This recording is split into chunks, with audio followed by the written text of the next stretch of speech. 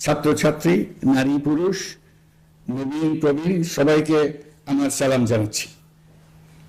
আসসালামু আলাইকুম। গত বছর আগস্ট মাসে জুলাই গণ অভ্যুত্থানের শক্তি বলে আমরা অন্তর্বর্তী সরকার গঠন করেছিলাম। এরপর আমরা এখন আমাদের মেয়াদে একটি অত্যন্ত গুরুত্বপূর্ণ সন্ধিক্ষণে উপনীত হয়েছি। আমাদের সরকারের উপর ন্যস্ত দায়িত্ব ছিল মূলত তিনটি: হত্যাকাণ্ডের বিচার করা, একটি জবাবদিহিমূলক ও কার্যকর গণতান্ত্রিক ব্যবস্থায় উত্তরণের জন্য প্রয়োজনীয় সংস্কারের আয়োজন করা এবং সুষ্ঠু নির্বাচনের মাধ্যমে নির্বাচিত সরকারের কাছে ক্ষমতা হস্তান্তর করা। আমরা জুলাই গণঅভ্যুত্থানকালে তৎকালীন ফ্যাসিস্ট সরকারের নির্দেশে সংগঠিত হত্যাকাণ্ডের বিচার কাজ এগিয়ে নিয়ে যাচ্ছে। এই বিচারের উদ্দেশ্যে গঠিত আন্তর্জাতিক অপরাধ ট্রাইব্যুনাল তাদের প্রথম রায় শীঘ্রই দিতে যাচ্ছে। ট্রাইব্যুনালে আরো কয়েকটি মামলার বিচার চূড়ান্ত পর্যায়ে রয়েছে। সাধারণ ফৌজদারি আদালতগুলোতেও জুলাই হত্যাকাণ্ড সম্পর্কিত কিছু বিচার কাজ শুরু হয়েছে। আমরা একই সাথে দেশের ইতিহাসে প্রথমবারের মতো গুমের মতো নৃশংস অপরাধের বিচার কাজ শুরু করেছে। আমি আনন্দের সঙ্গে আপনাদের জানাতে চাই যে সংস্কারের ক্ষেত্রেও আমরা ব্যাপক অগ্রগতি অর্জন করেছি। অন্তর্বর্তী সরকার নিজ উদ্যোগে বা বিভিন্ন সংস্কার কমিশনের প্রস্তাবের ভিত্তিতে অনেক গুরুত্বপূর্ণ সংস্কারের কাজ সম্পন্ন করেছে। কিছু প্রস্তাবিত সংস্কারের কাজ এখনো চলমান আছে। অধ্যাদেশের মাধ্যমে বা বিদ্যমান আইন সংশোধন করে বিচার বিভাগের স্বাধীনতা, বিচার ব্যবস্থাপনা, আর্থিক খাতে স্বচ্ছতা, প্রাতিষ্ঠানিক সক্ষমতা বৃদ্ধি, ডিজিটালাইজেশন সম্প্রসারণ ও দুর্নীতি প্রতিরোধে বিভিন্ন সংস্কার সম্পন্ন করা হয়েছে। ভবিষ্যতে সুশাসনের জন্য এসব সংস্কার বড় ভূমিকা রাখবে বলে আমরা মনে করি। আশা করি আগামী নির্বাচিত সরকার সংসদে আলাপ আলোচনার মাধ্যমে এইসব সংস্কার গ্রহণ করবে। আমাদের আরেকটি গুরু দায়িত্ব হচ্ছে সুষ্ঠু নির্বাচন অনুষ্ঠান। আমি ঘোষণা করেছি যে আগামী ফেব্রুয়ারির প্রথমার্ধে জাতীয় সংসদ নির্বাচন অনুষ্ঠিত হতে যাচ্ছে। এই নির্বাচন উৎসব মুখর, অংশগ্রহণমূলক ও সুষ্ঠুভাবে অনুষ্ঠানের জন্য আমরা সব প্রস্তুতি গ্রহণ করছি। আমাদের উপর অর্পিত দায়িত্ব আমরা সঠিকভাবে পালন করার জন্য সর্বাত্মক চেষ্টা করে যাচ্ছি। প্রিয় দেশবাসী, রাষ্ট্র কাঠামো সংস্কারের প্রস্তাব তৈরির লক্ষ্যে জাতীয় ঐকমত্য কমিশন নিরলসভাবে গত প্রায় 9 মাস ধরে কাজ করেছে। এই সময় কমিশন জুলাই গণঅভ্যুত্থানে অংশগ্রহণকারী রাজনৈতিক দলের প্রতিনিধিদের সঙ্গে দীর্ঘ আলাপ আলোচনা করেছে। অত্যন্ত সৌহার্দ্যপূর্ণ পরিবেশে ধৈর্য সহকারে রাজনৈতিক দলগুলো কমিশন কর্তৃক উত্থাপিত বিভিন্ন সংস্কার প্রস্তাব নিয়ে যুক্তিতর্ক উপস্থাপন করেছেন। মতের পার্থক্য থাকলেও তা কমিয়ে আনার চেষ্টা করেছেন। অনেক বিষয়ে ঐকমত্যে আসতে পেরেছেন। দেশবাসী সরাসরি সম্প্রচারের মাধ্যমে এই পুরো কার্যক্রম দেখতে পেরেছেন। এটি বাংলাদেশের রাজনীতির ক্ষেত্রে তো বটেই, পৃথিবীর অনেক দেশের জন্য এক অভূতপূর্ব ঘটনা। এটি ভবিষ্যৎ রাজনীতির জন্য আশাব্যঞ্জক। আমি ঐকমত্য কমিশনের সদস্যদের এবং রাজনৈতিক দলগুলোর নেতৃবৃন্দকে গণতান্ত্রিক চর্চার এই অসাধারণ আয়োজনকে সফল করার জন্য আবারও আন্তরিক ধন্যবাদ জানাচ্ছি। ঐকমত্য কমিশনের প্রণীত জুলাই সনদে সংবিধান বিষয়ক 30টি গুরুত্বপূর্ণ সংস্কার প্রস্তাবে রাজনৈতিক দলগুলোর মধ্যে ঐকমত্য তৈরি হয়েছে। এটি একটি ঐতিহাসিক অর্জন। কিছু প্রস্তাবে সামান্য ভিন্নমত আছে, বাকি অল্প কিছু প্রস্তাবে আপাত দৃষ্টে মনে হয় অনেক দূরত্ব আছে, যা গণতান্ত্রিক প্রক্রিয়ায় অস্বাভাবিক কিছু না। তবে খতিয়ে দেখলে দেখা যায় যে এইসব প্রস্তাবগুলোর ক্ষেত্রেও আসলে মতভিন্নতা খুব গভীর নয়। কেউ সংস্কারটা সংবিধানে করতে চেয়েছেন, কেউ আইনের মাধ্যমে করতে চেয়েছেন, কিন্তু সংস্কারের প্রয়োজনীয়তা, নীতি ও লক্ষ্য নিয়ে কারোর মধ্যে মতভেদ নেই। কাজেই রাজনৈতিক দলগুলোর প্রকাশ্য বক্তব্য যতখানি পরস্পর বিরোধী অবস্থানে আছে বলে মনে হয়, জুলাই সনদ সঠিকভাবে বিশ্লেষণ করলে ততখানি মত পার্থক্য দেখা যায় না। এটি আমাদের অনন্য অর্জন। এতে জাতি এগিয়ে যেতে সাহসী হয়।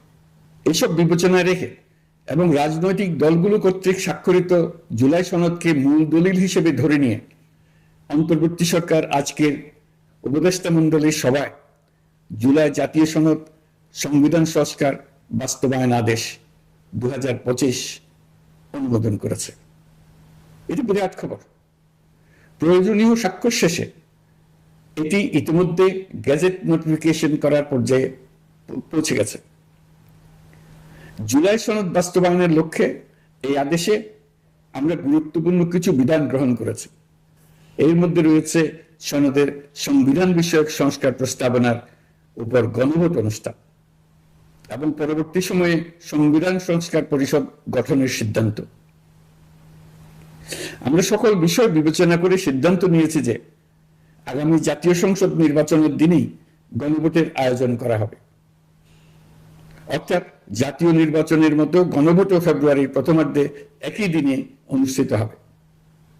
এতে সংস্কারের লক্ষ্য কোনোভাবে বাধাগ্রস্ত হবে না। নির্বাচন আরো উৎসবমুখর ও সাশ্রয়ী হবে। গণভোট অনুষ্ঠানের লক্ষ্যে উপযুক্ত সময়ে প্রয়োজনীয় আইন প্রণয়ন করা হবে। জুলাই সনদের আলোকে আমরা গণভোটের ব্যালটে উপস্থাপনীয় প্রশ্নও নির্ধারণ করেছি। আমি প্রশ্নটি এখন আপনাদের সামনে পাঠ করে শোনাচ্ছি। প্রশ্নটি হবে এরকম: আপনি কি জুলাই জাতীয় সনদ সংবিধান সংস্কার বাস্তবায়ন আদেশ 2025 এবং জুলাই জাতীয় সনদের লিপিবদ্ধ সংবিধান সংস্কার সম্পর্কিত নিম্নলিখিত প্রস্তাবগুলোর প্রতি আপনার সম্মতি জ্ঞাপন করছেন?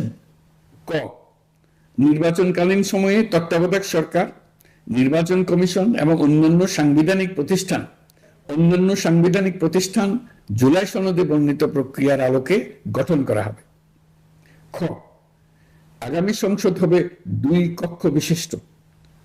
জাতীয় সংসদ নির্বাচনে দলগুলোর প্রাপ্ত ভোটের অনুপাতে 100 জন সদস্য বিশিষ্ট একটি উচ্চকক্ষ গঠিত হবে এবং সংবিধান সংশোধন করতে হলে উচ্চকক্ষের সংখ্যাগরিষ্ঠ সদস্যের অনুমোদন দরকার হবে।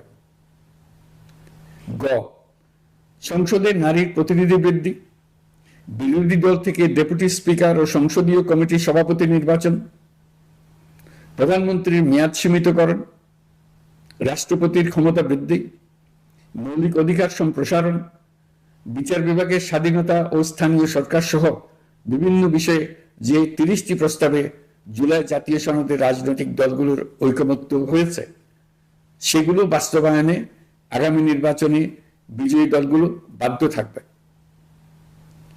ঘ, জুলাই সনদে বর্ণিত অন্যান্য সংস্কার রাজনৈতিক দলগুলোর প্রতিশ্রুতি অনুসারে বাস্তবায়ন করা হবে। গণভোটের দিন এই 4টি বিষয়ের উপর একটি মাত্র প্রশ্নে আপনি হ্যাঁ বা না ভোট দিয়ে আপনার মতামত জানাবেন। গণভোটের সংখ্যাগরিষ্ঠ ভোট হ্যাঁ সূচক হলে আগামী সংসদ নির্বাচনে নির্বাচিত প্রতিনিধি নিয়ে একটি সংবিধান সংস্কার পরিষদ গঠিত হবে। এই প্রতিনিধিগণ একই সাথে জাতীয় সংসদের সদস্য হিসেবে দায়িত্ব পালন করবেন। পরিষদ তার প্রথম অধিবেশন শুরুর তারিখ হতে 180 কার্য দিবসের মধ্যে সংবিধান সংস্কার করবে। সংবিধান সংস্কার সম্পন্ন হওয়ার পর 30 কার্য দিবসের মধ্যে সংসদ নির্বাচনে প্রাপ্ত ভোটের সংখ্যানুপাতে উচ্চকক্ষ গঠন করা হবে। এর মেয়াদ হবে নিম্নকক্ষের শেষ কার্য দিবস পর্যন্ত। জুলাই সনদ বাস্তবায়নের অঙ্গীকারনামা অনুসারে সংবিধানে জুলাই জাতীয় সনদ অন্তর্ভুক্ত করার ব্যবস্থা গ্রহণ করা হবে। এটিও আজকে অনুমোদিত আদেশে উল্লেখ করা হয়েছে। প্রিয় দেশবাসী, অভ্যুত্থানের পর দায়িত্ব গ্রহণ করে অর্থনীতিকে গভীর গহ্বর থেকে উদ্ধার করা ছিল আমাদের জন্য একটা বিরাট চ্যালেঞ্জ। গত 15 মাসে আমরা সেই চ্যালেঞ্জ উতরাতে সক্ষম হয়েছে। রপ্তানি, বৈদেশিক বিনিয়োগ ও রিজার্ভ সহ অর্থনীতির সবগুলো সূচকে দেশ ইতিবাচক ধারায় ফিরেছে। লুট হয়ে যাওয়া ব্যাংকিং খাত ইতিমধ্যেই ঘুরে দাঁড়িয়েছে, মানুষের আস্থা ফিরে এসছে। ব্যাংকিং খাতকে আরো শক্তিশালী করতে নানামুখী পদক্ষেপ চলমান রয়েছে। অভ্যুত্থান পরবর্তী সময়ে বিভিন্ন দেশের বৈদেশিক বিনিয়োগ হ্রাস পেলেও বাংলাদেশে গণ অভ্যুত্থান পরবর্তী প্রথম বছরে বৈদেশিক প্রত্যক্ষ বিনিয়োগ অর্থাৎ এফডিআই 19.13% বৃদ্ধি পেয়েছে। এটি বৈশ্বিক প্রবণতার বিপরীতে এক অনন্য অর্থনৈতিক দৃষ্টান্ত স্থাপন করেছে। আগামী সপ্তাহে ডেনমার্ক ভিত্তিক মায়ার্স গ্রুপের মালিকানাধীন এপিএম টার্মিনালস বিভি এর সঙ্গে লালদিয়া কন্টেইনার টার্মিনাল প্রকল্পে 30 বছরের কনসেশন চুক্তি স্বাক্ষর হতে যাচ্ছে। এই চুক্তির আওতায় ইউরোপীয় এই কোম্পানি $550 মিলিয়ন বিনিয়োগ করবে। এটি এই যাবৎকালে বাংলাদেশে ইউরোপের সর্বোচ্চ একক বিনিয়োগ। লালদিয়া হবে দেশের প্রথম বিশ্বমানের গ্রিন পোর্ট।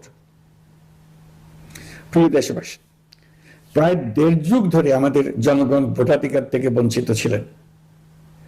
তারা আজ আসন্ন নির্বাচনে তাদের ভোটাধিকার প্রয়োগ করার জন্য উন্মুখ হয়ে আছেন। আগামী ফেব্রুয়ারিতে সুষ্ঠু নির্বাচন অনুষ্ঠানের বিষয়ে অভ্যুত্থানের সপক্ষের রাজনৈতিক দলগুলোকে অবশ্যই ঐক্যবদ্ধ থাকতে হবে। তা না হলে জাতি এক মহা বিপদের সম্মুখীন হবে।